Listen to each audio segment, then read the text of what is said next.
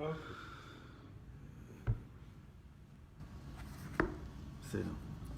So we were up to Laban, and he explained that Laban was Laban Elyon. Right? He's the higher Gulgalta, we said. So let's read it again. Zeu shekatuv. So it's right after the sublime parentheses in the middle of the page. Zeu shekatuv. This is what it says. That what Yaakov wanted to do was he wanted to work for 7 years for Rachel. Why?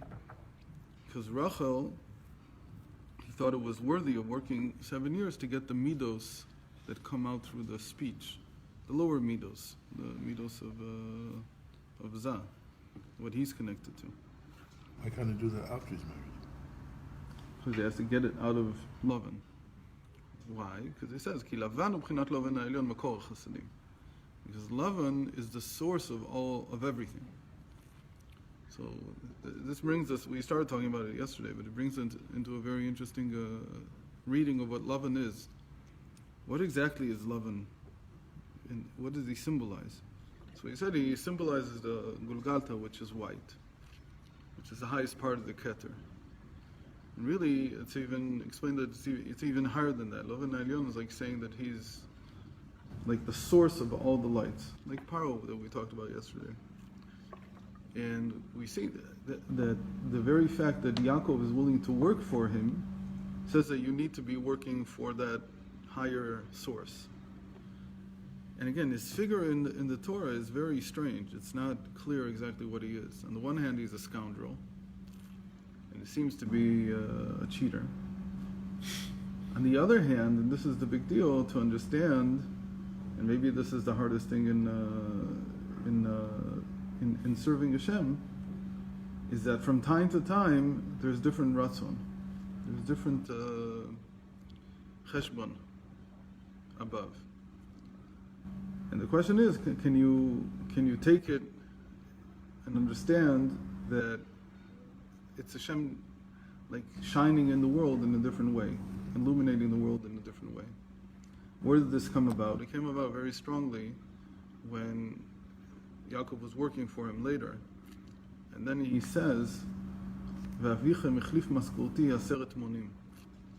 And it's usually understood that it means he changed my rewards benefit package 10 times. So the person who, if he's working for a company and they do that to him, so the third time he'll say goodbye, I can't deal with this. But the truth is that all of us in the world, that's how we live. We're living with a boss who changes the rules once in a while. It seems like suddenly it's a different benefits package. It doesn't mean that it's not necessarily negative. It could be that it's even in your favor. And he even expects you to, not to cheat him, but he expects you to go along with it and trust him that this is better. It's better than the old one. You move from package to package all the time. So the Middle Rebbe says 10 munim is not 10 times, but rather it's how many different ways can you put 10 together, right? 1 plus 1 plus 1, that's the easiest one, that's 10. Right? And then you have 2 plus 1 plus 1 plus 1. How many altogether? So it's interesting, it doesn't say how many there is, but there's something called, something in mathematics, I can't remember what it's called. It's called combination theory. It's not combinatorics, it's something a little bit different. And in the end, it turns out you can do it in 42 different ways. So it's like a remez, it's one of the remazim for the connection between Shem Membet and the number 10. So that really when we say Shem Membet, one of the things you can have in mind is that these are all the different possibilities of Hashem bringing things down into the world. It's like, basically what you would say is, this is how you can divide the Sfirot. In how many different ways can you divide 10 Sfirot? So in Hashem, all these different ways they exist. And so sometimes all the Moyichin are together, so it's 3 and 7. Sometimes it's 6 and 4, sometimes it's 5 and 5. But then there's all these other separations, 1 and 2 and 3 and 4, and so on. There's altogether 42 of these, if I remember correctly. So these are all the ways in which Hashem deals with the world, and that Laban represents. And Yaakov, who's willing to go along with it, is willing to work with him, so that's how he brings down all the worlds. He says, right, well, how did it all work? It was all based on akudim, nekudim, and vudim, all based on the types of animals that the benefits package was based on what types of animals were being born. So the Arizal comes from this, and he understands that in principle, there are three different worlds. They're called akudim, nekudim, vudim. Akudim is the first world. Nekudim is the world of Tohu, the one that shatters in the end. And Vudim is the world of Tikkun. And you have to be willing to work with Laban, meaning the Lavan Elyon, with this highest supernal realm of Hashem, and know that it changes from time to time. But don't be thrown off by the fact that it changes, because you're only building a world from it. Okay? So Yaakov's initial thought was very simple. He just said, all I want to do, I just came for Rachel. All I want from you the midos of speech. It's sort of like the Yaakov's in the initial state of a person who says, what do I need in the world? The person says to himself, I need a good mouth. I need to be able to express emotions in a way that will convince people to do business with me, to like me, to this and that. Again, I need to be able to speak. To sweet talk people if you want, but in the end, that's the real power of communication. And he misses the point. That's what the Alter Rebbe is saying. He's missing the point. That's why he hates Leah in the beginning. That the world of thought is higher than that. That it's actually more important to be able to get to the midos of the world of thought than to the midos of the world of speech. And we'll see some more about this later. I was thinking about this last night, but which world? Was he thinking that perhaps this Malchus that Rachel represents is of this world, and the Leah represents even the Keter, but of the world below, and therefore this... Leah is higher than him. He can't see her. He No, doesn't see the value. In which structure? The simple structure. Leah is thought, and he's in speech. He's like in Malchus, she's in Bina, she's in Ima. And he doesn't see the source of the midos being from Ima. He doesn't think... I'll say it this way. This is like it's how regular Chassidus thinks, not Chabad. In regular Chassidus, the thought is, if you give me emotions, if you give me love and fear of God, so I'll daven. But that's like Yaakov's initial thought, that all I need in order to be a good Yid is Hashem, just give me Avat Hashem and Yirat Hashem, just give me my wings, give me my love and fear of God. But, and that's how the Rambam starts. How does he start his book? He says, first of all, to believe that Hashem is one, and then to have love and fear of God. Those are the first three mitzvahs that he discusses. Meaning that it's only important, but then he right away says, but how do you come to love and fear of God? You have to think about nature. He immediately says there's a prerequisite, if you really want it to stick, there's a prerequisite to loving and fearing God, which if you don't have, love and fear will dissipate. They won't stick to you. So the initial thought that Yaakov has is exactly like that. First of all I need is the love and fear, the midos. These are the 7 years that he wants to work. He wants from Chesed all the way down to Malchus. And then I'll be able to express myself properly. I'll be able to act properly. And like we saw here, the Rachel is also the actions in Eretz Yisrael. What he said, that in this generation, because Rachel is not in Eretz Yisrael, so it's very hard to remain from in Eretz Yisrael. It's much easier to be from in Chutz La'aretz than it is here. You're also on Facebook? No? So if that's what you think initially, that all I need to do is just to have good feeling about Hashem. That's a good yid, like a good Yiddish heart. But then he comes in and sees, Laban says to him, and Laban here is the Lavan Elyon, the source of everything. He says to him, it doesn't work that way. If you want me to give you Rachel, and I do want to give you Rachel, it's not that I don't want to give you, but I want it to stick. I want it to work. And the only way that it will work and remain consistent, meaning that your emotions will remain consistent, for your connection to me, to Hashem, will remain consistent, is if you first take Leah.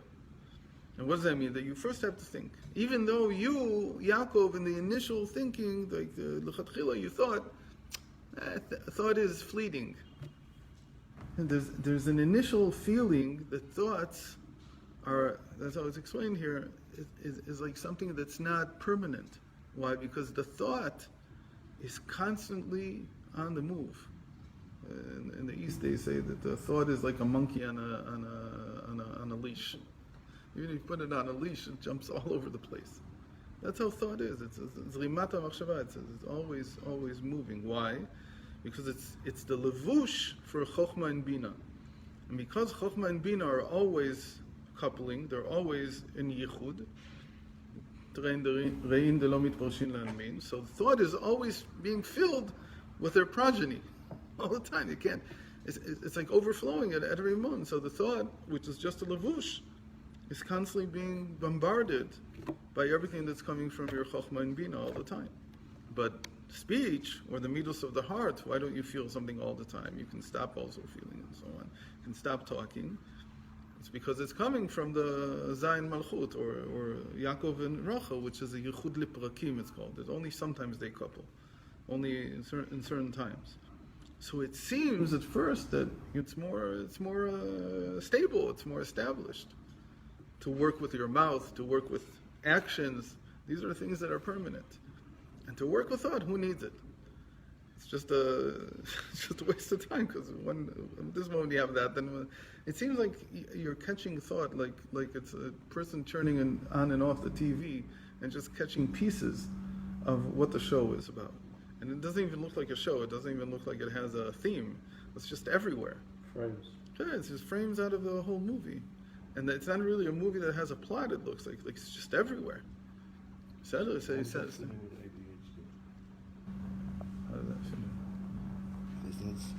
that feel? That's what they feel. But they see the world in frames. Maybe that's exactly what they have, that they don't have, continuity. I used to say that the ADHD is because we stopped giving children punishments to copy something 100 times. Because you have to reel in, you have to quiet your thought, you have to learn how to reel it in. And so when you don't give busy work, you don't learn how to reel it in. All the time everything has to be meaningful. Mm-hmm. So not everything can be meaningful. You have to have periods, but it's a theory. I don't know if it's true or not. So I don't know for sure what to tell you. Okay, so he wanted to work for 7 years to get the midos that come out in speech or in action. And they seem to him to be the main point, right? And that's also when you think Rahmana Libabai. What does it mean, the Rahmana Libabai? Hashem wants the heart. So if he wants a heart, all I need is Rachel. I'm willing to work for you for 7 years. Give me the midos of the heart. Give me Rachel. But he tells him, no. If you really want to be successful in your heart endeavors, in your service of Hashem, it has to be based on Leah. You have to first take Leah. And for Leah, he really worked. And it's very interesting that he never worked for Rachel for 7 years. Got it for free. Because he got her, after he finished 7 days of the Sheva Brachos, he immediately married Rachel. And then he told him, and he worked for 7, but he didn't. It wasn't that he worked for 7 years, then he got Rachel. So the middle Rebbe says this is an interesting idea, that when you have the mind worked out properly, you have the midos in the mind worked out, meaning you learn the sugya of the midos the way it is in the Torah, then when you come to actually work with your heart, it'll be in place already very quickly. You won't have to go through you don't have to go through a translation process even. It's very, very quickly it shows up. It's like in days, it's not in years like it was working on the mind. So what he's saying here is that this is a symbol for how much you have to invest first in the mind in order to be able then to use the heart properly, to use your feelings properly. So you're saying? So there's actually two conversations going on at the same time. One where Laban is being Laban, the robe, Yeah, of course. and the other conversation is really Hashem speaking to Yaakov. Good. And he captured this, he understands this. And Laban's a complex character. Somebody once said, I didn't like it too much, but it has some merit to it. Shmaryahu. From here. Learner. He said once, Esav was a very nice guy until he met Chazal. That in the Torah, it doesn't say anything about him doing anything terrible except for his wives. There's one thing that it tells us. And then he wanted to kill Yaakov, so that's not so good, but he never did. And instead, he has feelings. He's very emotional, and he's a hot-headed guy. He came back from but he's not a terrible guy. He came back from a murder when he sold his. No, but that's Chazal. That's Chazal. Okay, right. We don't know. The Torah never says anything like that. So, the reason I say it has merit is not because Chazal are wrong, but because not because Chazal defamed him or something. He obviously earned it, but rather that there's a simple idea that's brought in the Ramban already, that the Torah doesn't make judgment calls. It doesn't want to teach you. It doesn't say this person is evil and this person is good. It doesn't do that at all. It wants you to make your own judgment. Because really what's the Torah trying to do? It's trying to teach you that about every situation in the world, it's up to you to decide how you want to interpret it. So, obviously there's the party line, what everybody believes, but it doesn't mean that you can't find merit in the other side. Because if you can't, because I'll do it even worse, again, all the Gemara is, even if you feel that one side is right in any machlokas, that one side is right, the other side is wrong, but you have to learn both of them. They bring both of them in the Gemara. They don't bring just one side. It's just the fact that they bring both is because that's how the intellect has to work. You have to be able to weigh both sides. So Laban, he's a very complex character. He never does anything wrong. We never see him actually doing something wrong. We hear from Yaakov that he's a ramai, that he's a cheater.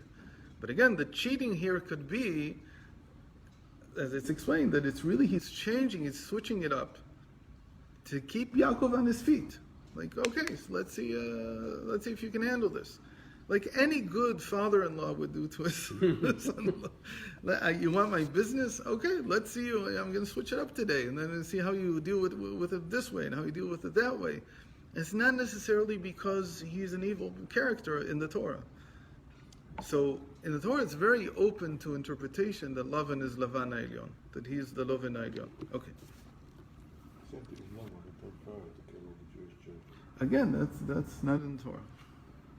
But hang on, so the Torah says that the Noach was a tzaddik. Yeah. So it made a judgment call.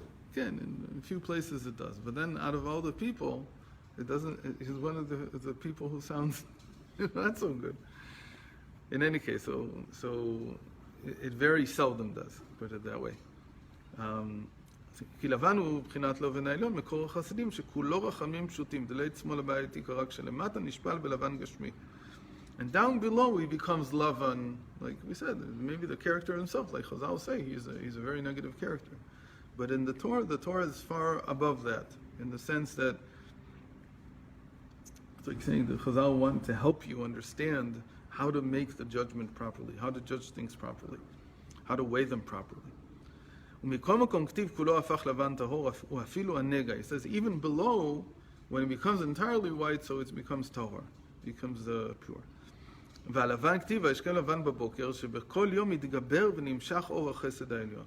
And Laban, like Avram, he wakes up early in the morning, and that's the feeling that a person should have early in the morning. And by the way, it's exactly the feeling that you don't know how it's going to be switched up today. You wake up in the morning, there's a lot of chesed in the world. That's the light that comes up with the sunrise. But you don't really know how the benefits package is going to turn out today. וינשק לבניו ובנותיו שנמשך בכל פרצופי האצילות זכרים ונקבות. There are 12 children, and there are altogether 12 partzufim. So he says that the fact that he kissed them all was like that he himself is who's brought into all the partzufim, all the worlds. ואחר כך ולבן שב למקומו למעלה מעלה ויעקב הלך לדרכו. Oh, so now it's a very interesting thing that they put in the end, they have a barrier between them. Okay? You can't live with Laban all the time. That's one of the takeaways from the Parsha. You can't be there all the time. You can't constantly be worried about how it's going to be switched up today. You have to, in the end, work below. And there's another reason for it, because when it's switched up, when he changes his maskoret, when he changes how he's working with you, so apart from the fact that, again, say it another way, that what he's saying here is that if you dedicate yourself to bringing this chesed down into the world, this affluence down into the world, so in a certain sense Hashem puts a barrier between you and the Laban, and you don't have to worry all the time about it being switched. It switches from time to time, but it's not every single day. It's not like it was with Yaakov. Meaning you get periods, long periods, and maybe even your entire life, where you can just work. Or, in any case, you have to ignore the switches. And you say, from now on, even if Hashem switches it, to a certain extent, I don't care. I'm working along the program, the plan that I have put in place when I was 25. This is what I'm going to do, and so on. Some people, it's probably the thing that is hardest in life, but is to keep a routine and to keep patterns going and habits going. Good habits, the good things that you do, and those things not to give up, even though it might be shifting above, but you have to continue with your tasks. So Rachel was sterile at first. She couldn't give birth. ואי אפשר להיות הגילוי וגילוי בביאה, אשר הנבראים הם נפרדים, אפשר לדעות להם בחינת לאבן העליון הנ"ל. So that's why Rachel, when he eventually did marry her, she couldn't give birth, because they were still too close to Laban, as it were. Okay?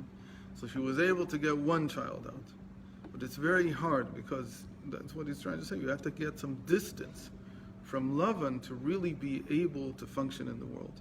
You can't live with that knowledge that everything can be shifting at every moment. You can't live that way. In a certain sense, people who don't marry, that's how they live. They're constantly in the world that's shifting. It's very unstable. Every morning you wake up, you could be doing something else. So either you have work or you have a family, you have both. You have to have stability in order to do something in the world. And if you stay too close to love, it becomes sterile. You become sterile. There's no ability to actually function. ומה שכתוב לעיל, דרכי נקרא על מדי יתגלה, במקום כל להיות הגילוי על דרך בחינת לידה, הוא קשה ביותר. So here we have a long, well, not that long, but long. This is a short one. Sorry, it's not the long one. Okay, so this is the first one, which is not so long. The next one I think is very long. How does it work? The next one is no. There's one that's really long here. Where is it? The next one. No, it's the one. It's in the next. It's the next column. Almost the entire next column is a note. So let's see this note. Let's see if I remember what it says. מה שכתוב לעיל דרכי נקרא עלמא דתגל, מקום כל להיות הגילוי על דרך בחינת לידה הוא קשה ביותר. יש חילוק גדול בין שערי השפעות לבחינת לידה, שהוא גילוי עליון יותר, והאמת שכתוב בזוהר, פרשת פנחס. Okay, so he wants to say that there's Gilu and there's Leda. Even though Rachel is the world of revelation, you could say that it's like Reb Nachman used to say that the world says, meaning the people say, you don't get pregnant from stories. It's famous saying. People say that. Okay? Stories don't make you pregnant. Like if somebody's pregnant in something, it just tells us, talking about somebody specifically. Okay? Talking about that religion that they tell you. Yes. You don't get pregnant from stories. Don't tell me stories. Conception. You get pregnant because you were with somebody. So he said, because he's a tikkun of that. All Chassidus, we talked about this. Chassidus in many ways a tikkun of that religion, is trying to rectify all the things that they misunderstood and perverted. So he said, but from my stories you can get pregnant.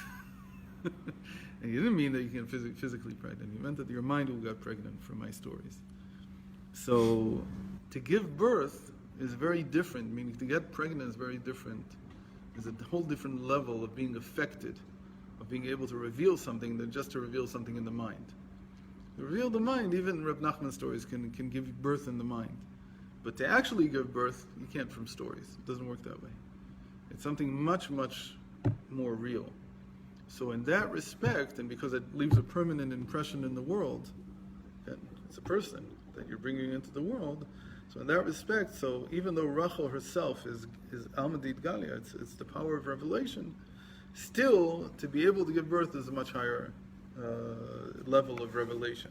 So that she couldn't do. This is what, and he quotes, and he cites the Zohar here. I don't remember what the Zohar says, but imagine that he talks about the difference between speech and between birth. You mentioned yesterday that.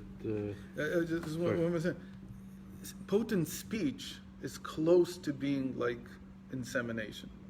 Meaning when a person is able to speak in such a way that it enters, that's what Reb Nachman meant, that it goes into a person's mind and gives birth there. Today that's called memes. I mean, memes today because of your favorite website. Memes today mean like this little picture that has some writing on it. But the original term from the 80s was instead of genes, that they were looking for a word that would be like a gene in physicality for the mind. And there's a woman who, I don't remember her name, who suggested this word meme. And the meme was it's supposed to act like Richard Dawkins' genes, that they try to survive, and so they pass, ideas pass from one person to the other, and they inseminate us. Like they make us pregnant with this idea. So a powerful idea, when it's spoken, then it's like, it's explained like it's like insemination. Sorry. Go ahead. Okay. אבל לאה, שהיא המחשבה, ילדה 6 בנים. שהם הספירות שבאצילות עצמו, ששם היה שורש השבטים, ולכן נקרא שבטי איכה. יהודה הפעם מודה בחינת ביטול, והודעה הוא נמשך ומסתעף מן המחשבה דווקא. But when it comes to the mind, and this is how you might say that this is the benefit that thought has over speech, that for somebody to give birth from their thoughts to a feeling is far easier. That it's almost instantaneous, but it's easier in the sense that it really, you have a benefit if you want to affect your heart, if you want to fix your heart. So the path of going through thinking, even though it takes a long time to understand the concepts, but once you understand them, it's quick to the heart. It gives birth right away. That's what Leah was easy to give birth, because her children represent the birth of the 7 midos from the mind, not from the heart. And they're not, and it's much easier there. So the whole idea of the Tanya that we should go derech aruka ktsara. So this explains why it's a short path in the end, even though it takes a long time of preparation, 7 years. You have to work Laban just to get Leah in there. You don't even know. The major thing, he doesn't write it here, but in another mimer he does, that Yaakov didn't even know he was working for Leah. He thought he was working for Rachel. So you're thinking, I'm going to become this holy person with a shtreimel, and they send you to learn all these books. And they say, what does all these books have to do with being a holy person? Like, you're a holy person, you're supposed to do holy things. So no. You don't even know what you're doing. You're not even completely aware. So even though he wasn't aware, it's a derech aruka shiktsara. It's a long path. It took 7 years, but then when you finally marry it, when Torah and Chochmah become your partner, so then it's very easy to give birth to the midos, and that's why Leah has an easy time giving birth to all her children. So I remembered yesterday you mentioned that Leah was like, Rachel was like the spiritual mother of Yehuda. Right. Was that because she had a physical inability to give birth for the 3rd time? So it would have been the first time. Oh. It would have been the first time, yes. It's the same thing, but it would have been the first time, not the 3rd. וגם לוי שהוא בחינת התקשרות. So now he goes over each one of these children. Leah's 6 children. She had 6 children. So how each one of them is really out of the mind, is like the midah, the way it comes out of the mind. So Levi הוא בחינת התקשרות, כמו שכתב פעם מלווה, נמשך ממד גם כן מנחשה, כנראה בחוש, במישהו בעל מחשבה, שאינו מרגיש כלל בעסקים החולפים לפניו, מחמת גול התקשרות שיש לו במחשבה. Says Levi, who's like accompanying, says as he represents the power of thought to be cut off, or not to pay attention to anything around him. There's a beautiful example of this that I just happened to learn not long ago in Shulchan Aruch. That what happens if somebody comes behind you and suddenly screams in your ear and you jump up and you break something because you're startled. Who's responsible? So does he have to pay damages? So the Torah says no. You don't have to pay damages. Why? Because they say, it's like they're saying, that's how it's explained by the Netivot and others there. It's in Choshen Mishpat. I can't remember the simon right now. So it says because it's your problem that you're startled. If you were doing what you were supposed to be doing, meaning your das was miyushav alecha, like you were a concentrated type of person, you're able to concentrate on what you're doing, you wouldn't have jumped up. It's an incredible thing. It's saying it's up to you to come to the place where your mind is concentrated enough on what you're doing that even if somebody startles you, you don't startle. So it's not his problem, it's yours. Which is not the same if he hits you. If he hits you, it's because now he actually is a gama. He's the cause itself. But if he just makes a sound and he startles you, so it's not you're to blame, not him. So this is like Levi. This the power of the mind to remain focused. That's what Levi represents. וגם, אוקיי, שלא מרגיש, כמו שכתוב במדרש, בעובדא דרבי חייא רבא. So I don't know what he's talking here about the Midrash, but here it probably says. So at home I only have the old version, I couldn't even find a new version, so I can't even find all the footnotes. So we say this. So they don't know also.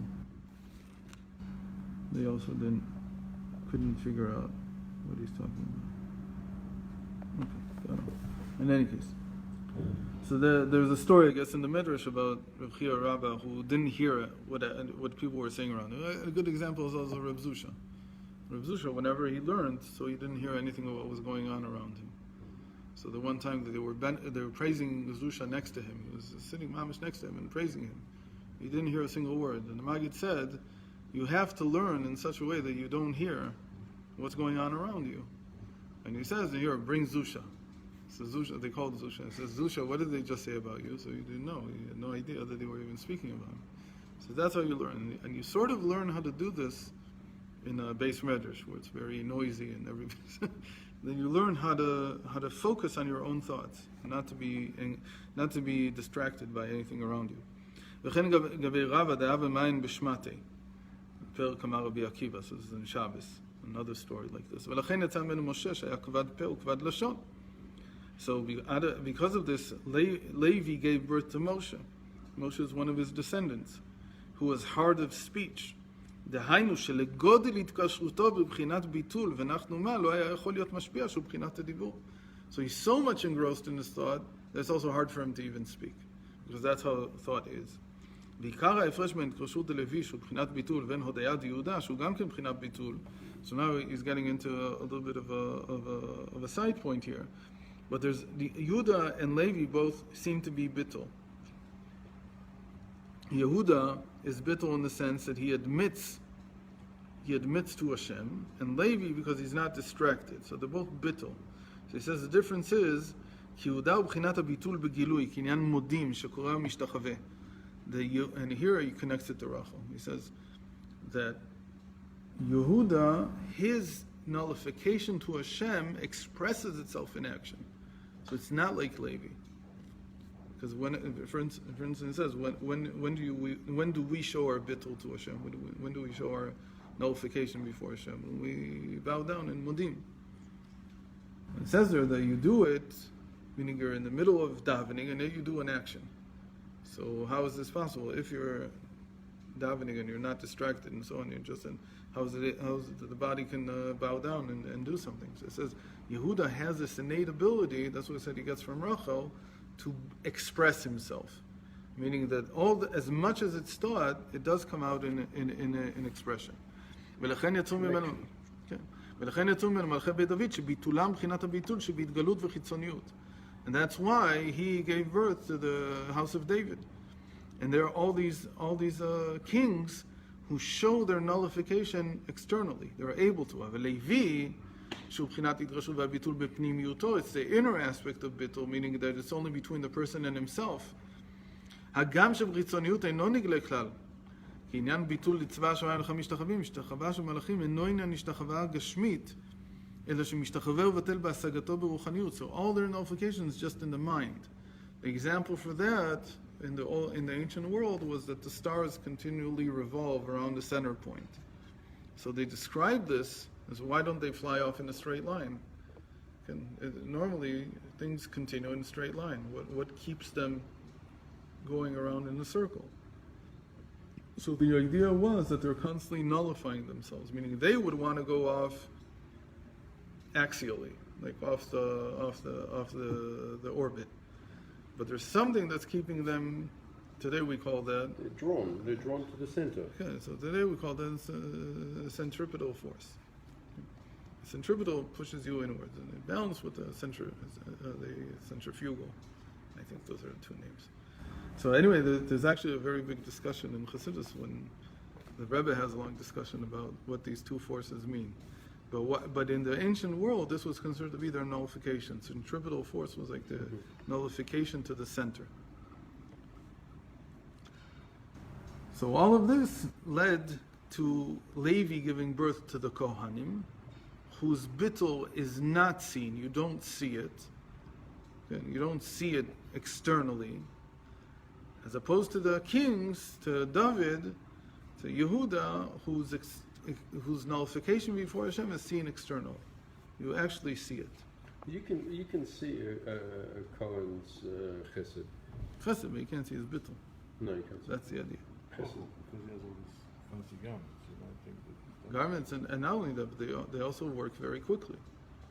Externally, what you see is like people that are really in a hurry. Okay, they're very much in a hurry. You don't see the nullification, but inside, what it's saying is that in order to be so quick on the outside, you have to be very nullified on the inside. Mm-hmm. But a king is something else. His thing is to show it externally, and we said that he gets that, and he's able to speak it also. And so we said that he gets that from Rachel, really, his connection to expression.